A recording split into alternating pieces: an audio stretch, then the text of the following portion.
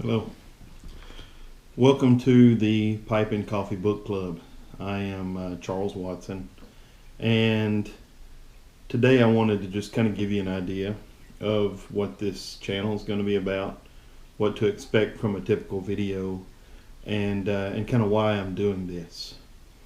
First, kind of the weird thing to discuss is what I refer to myself as.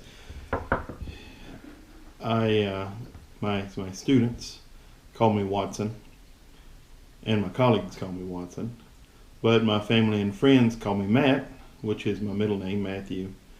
And I publish under the name Charles M. Watson because Charles is my first name. So you will likely hear me refer to myself as Watson, as Matt, as Charles. So don't get too confused. I'm all the same person. I am an academic biologist. I'm a physiologist that works primarily with reptiles and amphibians. But I wanted to do this channel because I need an artistic outlet. I need some kind of creative outlet that isn't in my regular job, right? So I decided maybe I should see if there's some common thread in my interests and hobbies, and I think there is. I think there's a little bit of a cool little thread that I can put together with tobacco pipes, coffee, and literature. So here we are. That's a little bit about me. I grew up in Southeast Texas. I probably had my first cup of coffee sometime when I was around 3. I grew up drinking coffee on the porch with my family.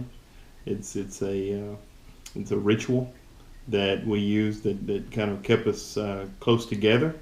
There's still very, very fond memories of having coffee sitting on the porch swing in Southeast Texas with my parents and my grandparents, or my grandmother at least, and my uncle. So coffee's been with me for a while, but you'll find that coffee is probably the thing that I am the least experienced with, because I've only really started getting into more fine aspects of coffee in the last 10 years or so.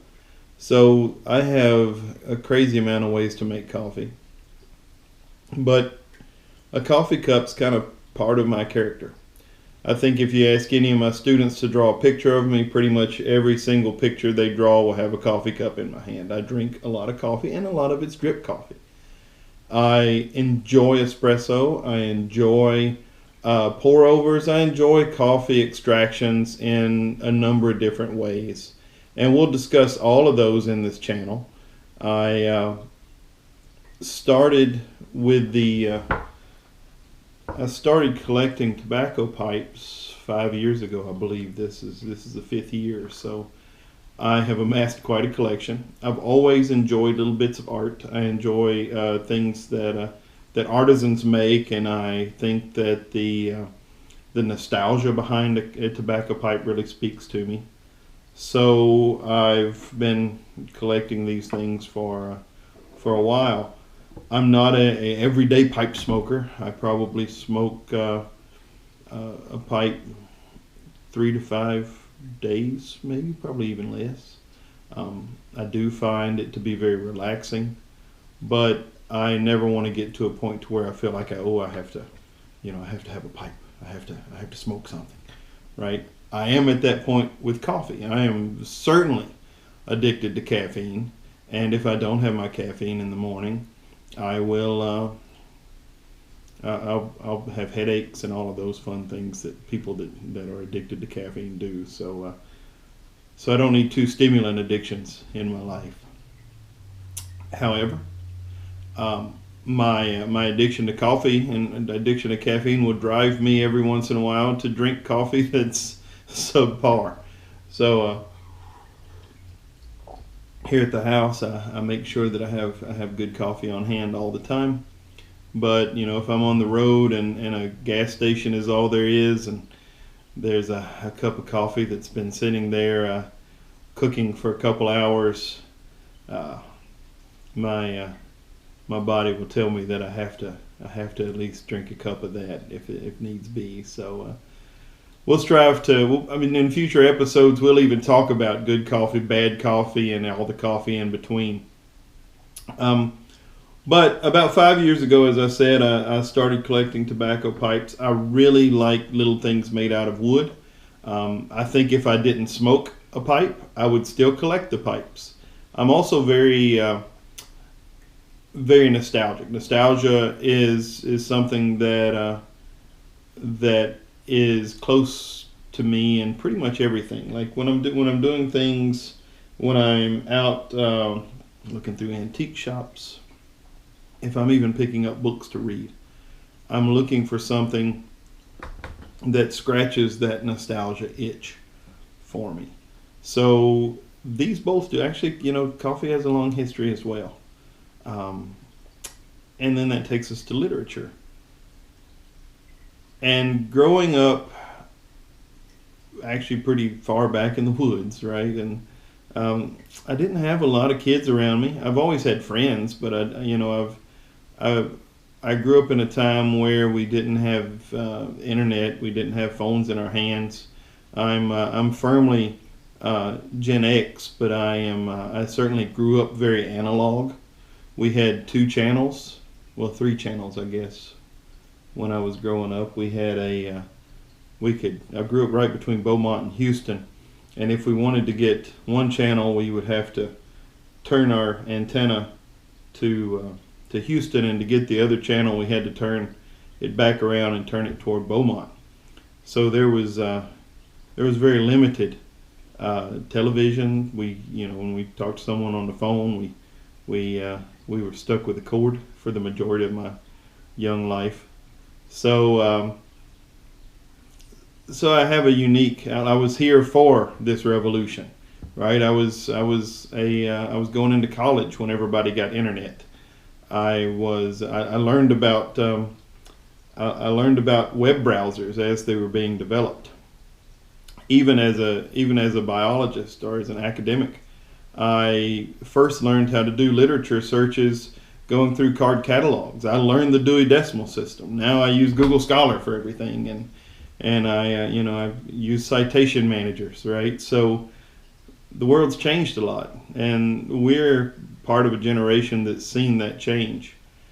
So I'll reflect that in some of the content. I'll talk mostly about literature that interests me, which means you're going to get a heavy dose of historical fiction with mystery, right? So being Dr. Watson, you can imagine I love Sherlock Holmes, but I've loved Sherlock Holmes well before I thought I ever wanted to get a PhD, and really probably even before I actually realized that Dr. Watson was a thing. I read a lot of novels set in Victorian England that are mystery novels. So we'll go back. We'll talk about a ton of series that I've read. We'll talk about a lot of characters. We'll talk about a lot of authors. So I think that's going to be really fun. I also read quite a bit of poetry. I fancy myself a decent poet, although I haven't published any poetry. I have done a couple readings, and I also read biographies and some self-help. And really, when I'm talking about self-help, I read books on leadership, and I read books on like developing networks and just those kind of things that may not necessarily fit with everything else. But I have sketched out programming for a few months. One of the things that's going to hold up me putting a lot of content up is the fact that I am really quite busy in my job. I take on a lot of service at my institution, And I have papers that I need to write, and I have grants that I need to write, and I have awesome students that I have to pay attention to. So I think realistically, I'm probably only going to be able to put a couple videos up a month. We'll see how the production value goes. I'm not even sure how this one's going to end up. I am working off of a couple of older GoPros right now. If this looks like something that's going to take off, I'll probably invest in a little bit of better equipment. My oldest son is studying film in college, so I'm sure I'll bother him for some information. But really, this is just a creative outlet. This is me trying to get some information out there, and it's me as an educator, right? I have knowledge on a couple of things here, and it's really weird to me not to share knowledge, right? So this is scratching a lot of itches, and I hope you enjoy the content. I am very conscious of cultural issues associated with these. We want to acknowledge that certainly with coffee and tobacco, both of those industries have been influenced heavily by imperialism, and there's been whole cultures who've had negative experiences based upon the rise of European need for coffee and tobacco. So we'll talk about those.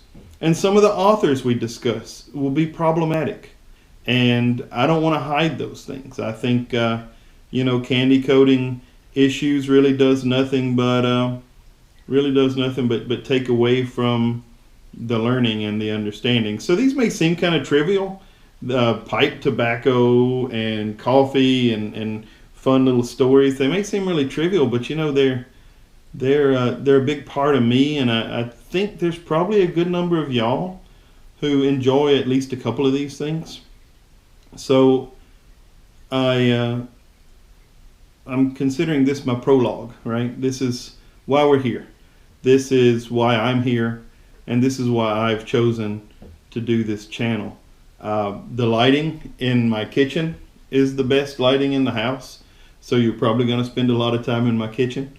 I don't know where yet. This is the end of the dinner table. I tend to drink a few cups of coffee here a day. I don't smoke inside, so the only time we'll probably be having a pipe is whenever I post a few shorts from outside, out and about doing things.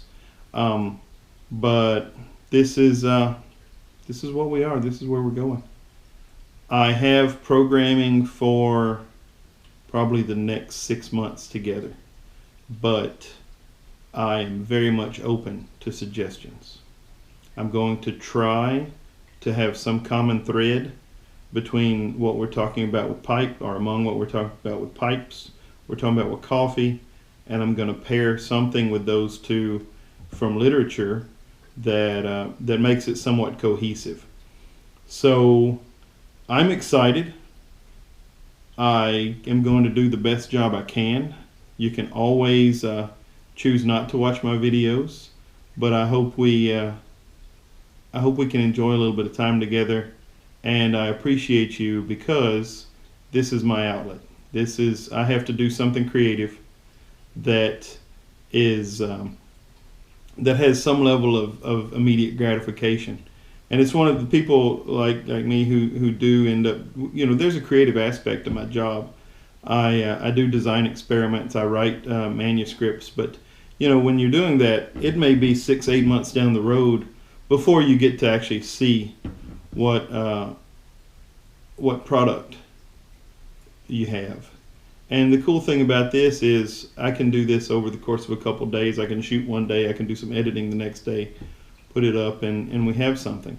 So moving forward after these first few, go ahead. You can, if you have a cool idea for a pipe, coffee, and literature mashup, let me know. I'll certainly do what I can to, creativity is a crowdfunding thing, right? So it's all a team sport. That's what I tell my students. Science is a team sport. Well, creativity can be a team sport too. So I'm going to try to keep these things to about 15 to 20 minutes. Believe me, I stand in front of students and I teach for 50 minutes to over an hour, and I know what attention spans look like, right? And if I go much over 15 or 20 minutes, you're going to be tuning out, and I'm probably not going to be giving you the best of what I got. So with this, welcome to the channel. I look forward to spending some time with you, and I appreciate you tuning in. So for this first installment, for this prologue, I bid you adieu. Look forward to seeing you again in chapter 1 next week.